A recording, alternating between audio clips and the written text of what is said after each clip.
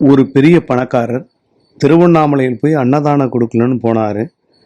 போகும்போது அவருக்கு மனசு என்ன தோணுச்சோ தெரில, அன்னதானம் கொடுத்துட்டு வந்தார் வீட்டுக்கு. வந்துட்டு மறுநாளே போயிட்டு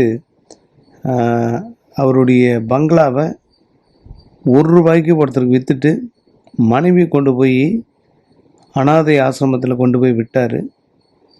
இனிமேல் இங்கேருந்து பழகிக்க, நானும் வாழ்க்கையை வெறுத்து போயிட்டேன். நமக்கு கிட்டத்தட்ட 5 பிள்ளைகள், ஒரு புள்ள கூட ஃபோன் பண்ணுறது கிடையாது. 1,50,000 ரூபா ஃபோன் வாங்கி கொடுத்துக்கிறாங்களே தவிர எப்படி இருக்கோம், இருக்கம்மா செத்தம்மான்னு கேட்குறதுக்கு ஒரு ஆள் இல்லை. உறவுகள் 1000 இருந்தும் நம்ம அனாதை தான். இதுக்கு அனாதையாகவே வாழ்ந்துட்டு போயிடலாம்.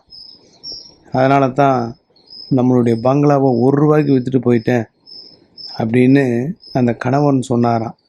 மனைவி கண் கலங்கிட்டாங்க. நான் எங்கெங்கே போவேன் அப்படின்னு. நீ யாருக்கும் பாரமாக இருக்க வேணாம், கொஞ்சம் காசு வச்சுருக்கேன், அதை எடுத்துகிட்டு நீ ஆசிரமத்தில் இருந்துக்க. நான் பரதேசி வாழ்க்கை வாழ்கிறேன். இன்றைக்கி திருவண்ணாமலையில் ஒரு 2000 பேர் இருக்காங்கன்னா ஏதோ ஒரு காரணத்துக்காக வாழ்க்கை வெறுத்துட்டு அவங்களும் சாமியாராக வந்திருக்காங்க.